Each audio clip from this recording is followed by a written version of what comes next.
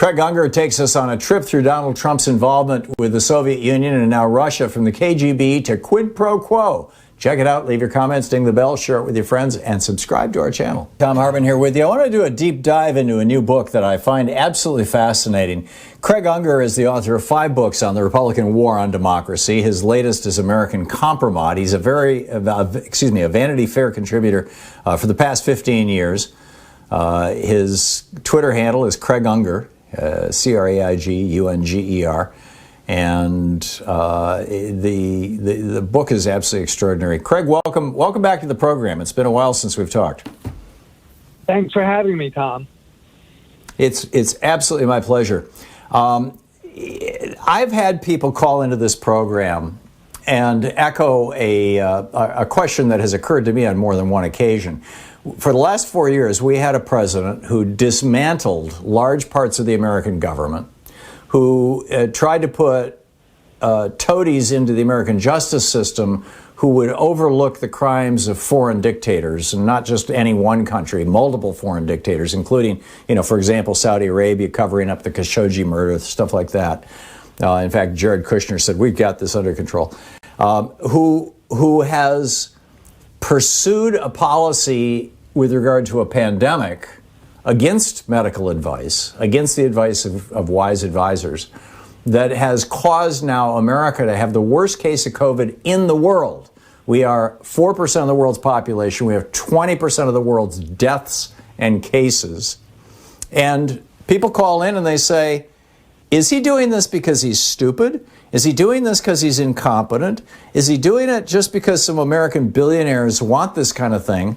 Or is he doing it because a foreign government said, we don't like America and we want you to take it down? What are your thoughts on that question, Craig, and how does it interface with your book, American Kompromat? Right. Well, we've heard the question asked many different ways, and one of the questions is, what does Vladimir Putin have on him? Why is he doing everything to please Putin? Putin wanted to destroy the idea that American democracy was real. He said it was corrupt. And now over 70 million Americans, the followers of Donald Trump, actually seem to believe that. I mean, it's absolutely extraordinary. So I went back and tried to answer the question. And one thing I realized is almost nobody had bothered to ask former members of the KGB, the feared Soviet spy agency. And I had extended interviews, really dozens and dozens of hours, with a man named Yuri Shvets, who was a major in the KGB in the 1980s. He was stationed in Washington, D.C., and his colleagues in the New York station, the New York Residentura of the KGB, were recruiting Donald Trump as an asset. And I went step by step, and I think it's the first detailed narrative of how this happened. Well, we have an hour here. Let's just walk through it. This starts in 1977. Tell me about that. Right. Well, Trump at the time had just married his first wife, Ivana, who was a Czech national. And the Czech Secret Service, which is known as the STB, reported to the KGB. This was the years of the evil empire of the Soviet Union. The Cold War was raging. And so they began to keep tabs on Donald Trump that way. And that became important. We're not sure exactly how far that frame developed, but we do know they reported it on Trump to the KGB. My story starts out a little later that I do talk about the Czech Secret Service, but the real story starts a little later, around 1980.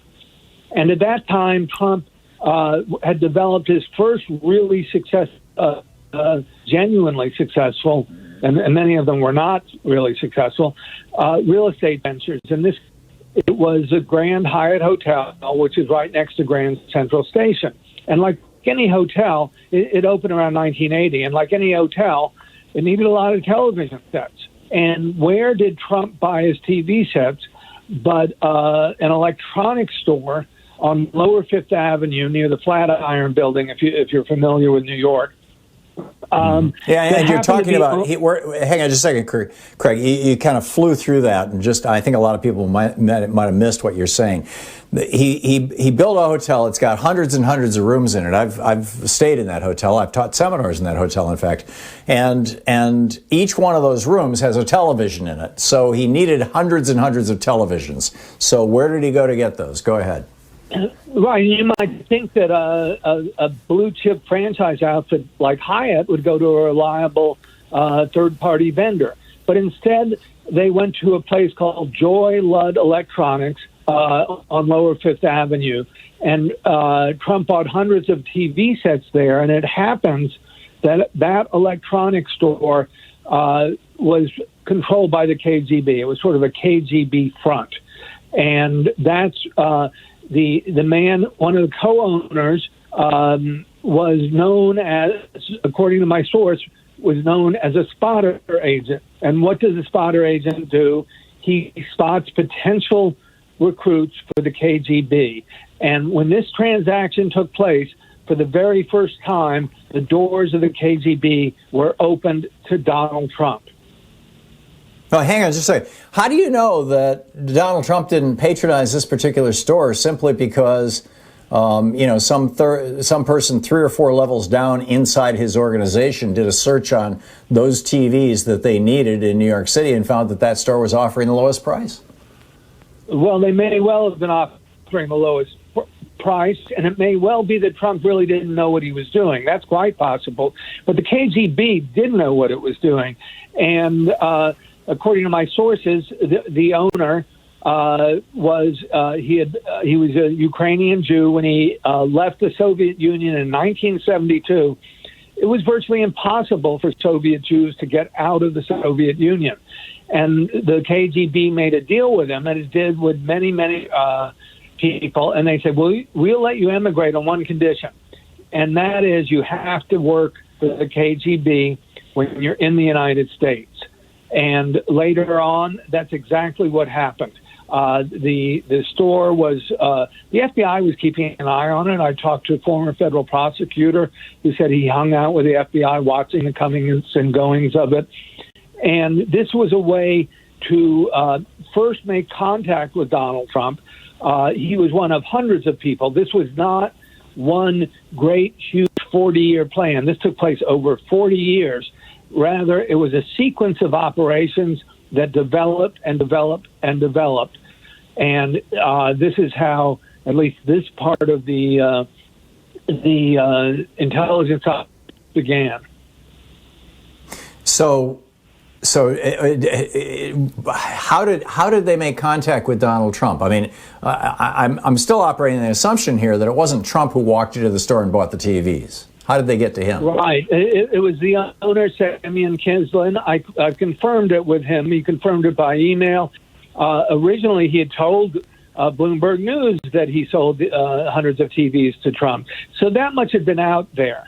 What is new here is his alleged contact, his relationship with the KGB, and the store's relationship with the KGB. And this is from my source, Yuri Spitz, who is, to my knowledge, the first KGB operative, the first former operative of the KGB, rather, to come out in public and to explain exactly how it happened and how this operation went forward, and that they gradually reeled Trump in. He may not have done this knowingly initially, but this was the start of it. Craig, I'm wary of reporting that is, the 6 degrees of separation from Kevin Bacon kind of thing, that somebody knew somebody who knew somebody, and therefore, how did the KGB reach out to Donald Trump in 1980 when his hotel bought a bunch of TVs from this KBG front store? How did that happen? Well, Semyon Kislin confirmed this to me in an email. He would not go into details, whether it was by telephone or whatever. So I don't know all the answers to that. But that is also that the transaction itself had been first reported by Bloomberg News. What is new here is Kislin's relationship to the KGB. And by the way, my source on this has come forward in public, and he's said this quite publicly. So once the doors are open, they began to assess whether Trump is worthwhile to recruit. That is, at the time, Trump was a businessman who wasn't even nationally famous. He was famous in New York at that time, I think, for the Grand Hyatt. But he was certainly not known internationally. And the KGB, in addition, he had no access to classified information, but the KGB often recruited influential businessmen. A case in point is the late Armand Hammer, who ran Occidental Petroleum. And he had these very lucrative concessions with the Soviet Union, and he was what they called a special unofficial contact. That is, it's different from being a Soviet agent. If you were an agent, that meant you could be tasked with very specific operations, and you'd have to report on that. Is that what you call a useful idiot? Well, I mean, that goes farther down the road. It's very, very hard to discern what is in Trump's mind at any point. I mean, at a certain point, he'd have to be pretty idiotic not to know he's doing all these favors to the Soviet Union. Mm-hmm. Yeah. So they reached out to him in 1980, and how did Trump respond to that? Do we have any record of that?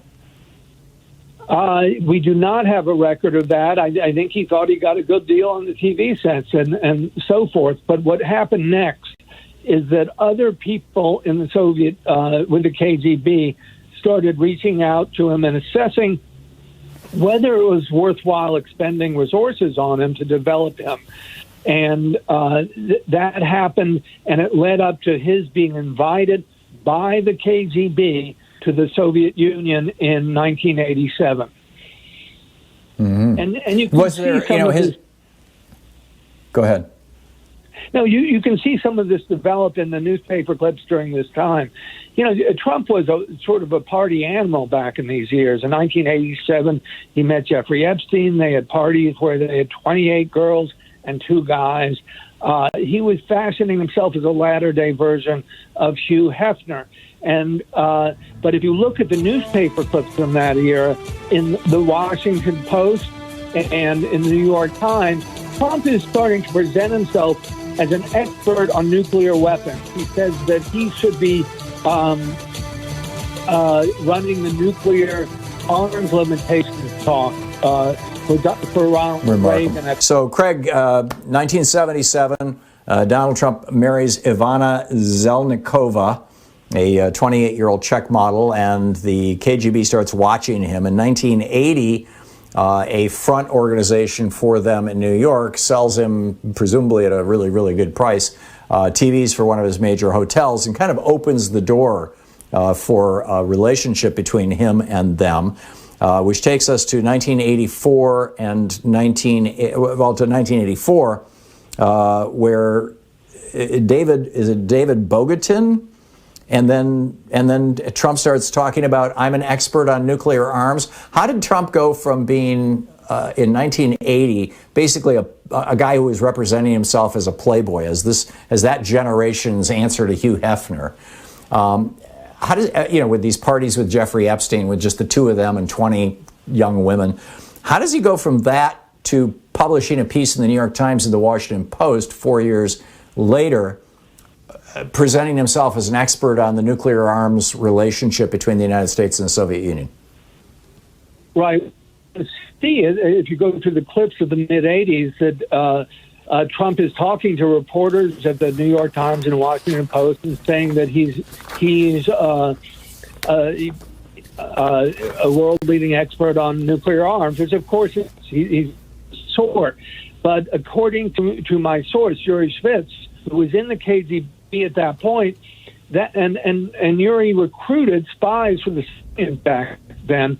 He was in the Washington bureau of the KGB, and all the stuff with Trump was going on in the New York. And you see them pumping him full of KGB talking points, saying that wow, you have these wonderfully unorthodox views on foreign policy. You should really run for higher office. You should be president. You should make all these views public. Now, if Trump reaches out to report papers in the United States, and the next step is that he is invited to the Soviet Union, and the entire trip is overseen by the KGB. There's a general in the KGB named Ivan Gromyakov who initiates the invitation.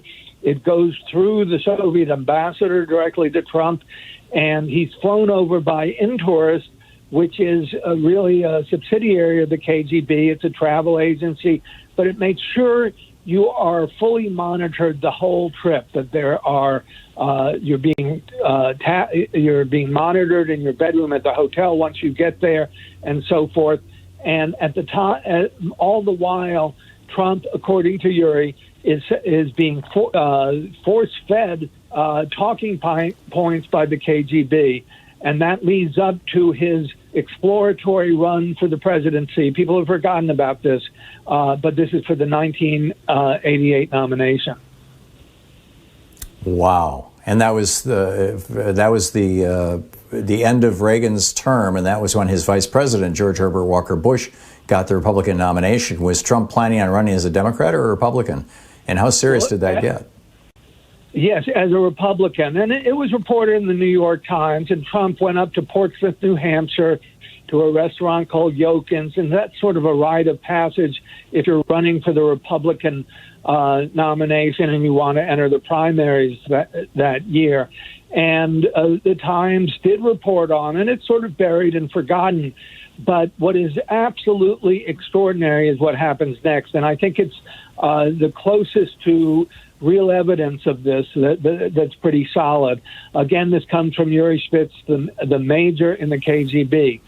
And what you see is in September of 1987, Trump takes out a full-page ad in the New York Times, the Washington Post, and the Boston Globe, and it's full of all these wacky talking points about American foreign policy, and it says America's being taken to the cleaners, and that we should we're being screwed over by NATO, and our allies like Japan are just not worth it.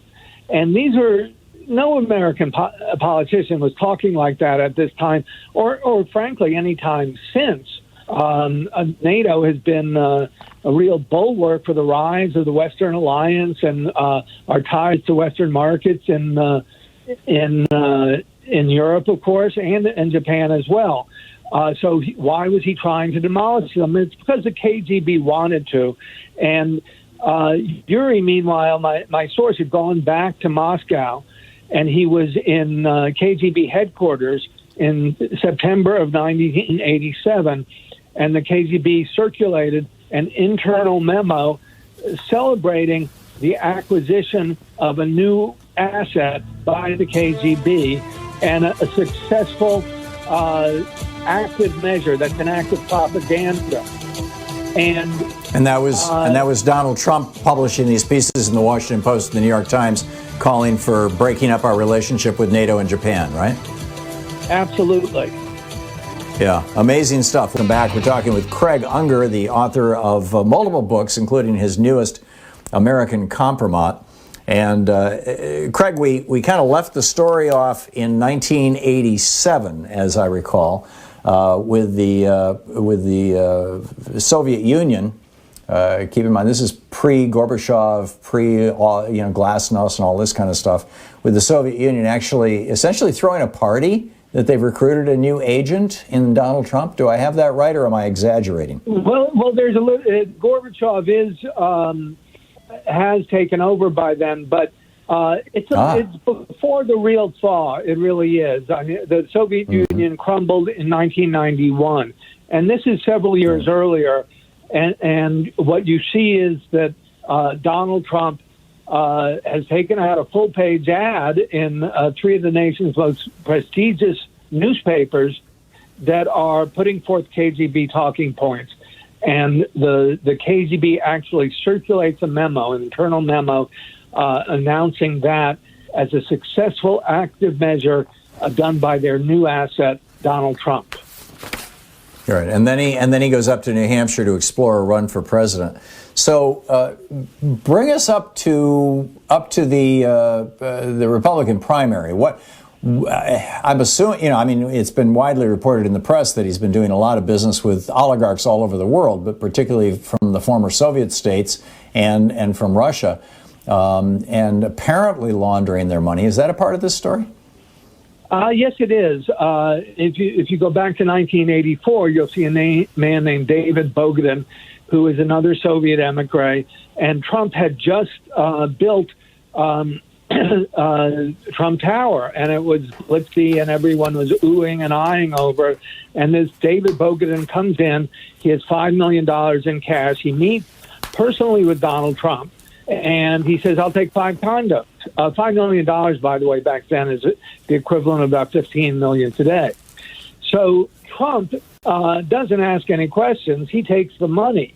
And this is, in effect, money laundering. The two predicates for money laundering are all cash transactions with an anonymous enterprise. And Trump did this repeatedly, again and again and again.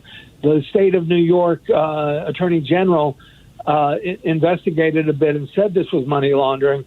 And what's amazing to me is there were at least 1,300 similar cases, that is, Trump condos that were sold under similar conditions that could pass for money laundering. All cash, anonymous purchase. 1,300 times? Yeah, I don't think that's an accident. I think that's a pattern. So, this is why Eric Trump said we don't need a lot of money from American banks. We're getting all the money we need from Russia. Is that what he was talking about? Well, that's certainly part of it, and it continues later on after Trump goes many, many times in Atlantic City, and a company called Bayrock, a real estate development company called, opens in Trump Tower, and they offer him fabulous deals. You don't have to put up a dime. You develop the buildings. We'll do all of that. We'll raise hundreds of millions of dollars, and we'll give you a very healthy piece of the action. We just want to use your name. And this is money that was coming from enterprises tied to the Russian mafia and the KGB and its successors in the Russian Federation. So we see that Trump was doing that. I mean, my understanding is that there were also Saudi billionaires who were buying into Trump Tower and buying Trump products, and there were billionaires from other countries who were laundering money for him too. Is this a matter of, at least at this stage in the game, here we're up to the presumably the early 2000s, late 90s, I think is when his bankruptcies were, that he is displaying some kind of loyalty to one particular country, to Russia, or just that any oligarch or any corrupt regime that comes along and says, "Hey, Donald, we can make you millions of dollars if you'll just launder money for us," he just jumps at? I mean, is this Donald Trump being a career criminal, or is this Donald Trump being a Russian asset? Well, both. I mean, I don't think there's a real difference. I mean, I regard his temperament as that of a mobster, but the deals the Russian intelligence is very, very closely tied to Russian organized crime. It's not like the United States where you always see the Italian mafia at war with the FBI. Russian organized crime is part of Russian intelligence. They use it, and they're allowed to work as they work within the parameters of what was the KGB, its successors. So Trump will deal with next step. Anyone, really. The Saudis, as you say, or other people as well. I want to, in this last 7 or 8 minutes we've got, just really nail this down, or 6 minutes, I guess we've got. Have you found evidence that Donald Trump, when he was president of the United States, was actively working on behalf of Russia or in ways that furthered Russian interests, where you could tie that to something, whether he was being blackmailed, whether he was being bribed, whether he was being promised future opportunities, whatever? Well, he was regarded by Russian intelligence and the KGB before it as a special unofficial contact, and that's different from being an active agent who can be with certain operations. It's a slightly more informal designation where he's a trusted friend. He can be relied upon to do favors for Russia. And he did that again and again and again. I mean, we saw it in Helsinki. I mean, it was a constant refrain when he was president. But you also see various actions that, some of which were technically quite legal, but nonetheless, he was acting as a Russian agent for asset. That is, just before the 2016 election, you had Donald Trump Jr. giving a speech in France at a French think tank. He was paid over $50,000 for it. And, of course, all of that is perfectly legal. What is interesting, though, is the think tank was widely regarded as a front for Russian intelligence. And they were passing to Donald Jr. their talking points for what they wanted his father to do as president in the Middle East. Sure enough, once Trump became president, he did exactly what the Russians wanted. He withdrew American troops from Syria. He abandoned our Kurdish allies and left the Russians in a dominant position in that vitally important strategic area. And what my book does, it shows one after another event like that happening again and again and again, and that Trump is effectively working as a Russian asset. And according to Yuri Shvets, that's precisely what he was. Do you think he was taking these actions because they had succeeded in, some may say brainwashing, but the Russians have a point of view of the world and themselves that he had simply adopted their worldview as opposed to the American worldview. And I'm thinking of, blowing up the Iran nuclear deal, although Russia was a party to that, but Iran is an ally of Russia's. Pulling the U.S. out of NATO or threatening to, and certainly taking a meat axe to NATO in general. The same thing with the United Nations. The same thing with his anti-climate stuff, because oil is one of the principal funders of the Russian government. Are these evidence of quid pro quo kinds of corruption, or I'm afraid that the PP tapes are going to come out kind of corruption, or are they simply Donald Trump really believes that what's good for Russia is also good for America? Right. I don't think it's what he naturally believes. He's about what's good for Donald Trump. And every he does something for Russia, they do something for him. And we don't know all the answers yet, but we can see certainly hundreds of millions of dollars flooding into him. And, I mean, take the money laundering series alone. Someone gives you $5 or $10 million, you turn the other cheek and you turn a blind eye to it, you get rich. You keep doing that again and again, 1,300 times. It's not necessary to have put it in on paper, to do a private contract, to even spell it out verbally. This is just a guy coming to you with all money, and you accept it. And then when the same people suggest you do something or you tell you what's in their interest, you help them out. They do a favor for you, you do one for them. And I think that's the way it's been working most of the time. That said, they do have enormous amount of material over them.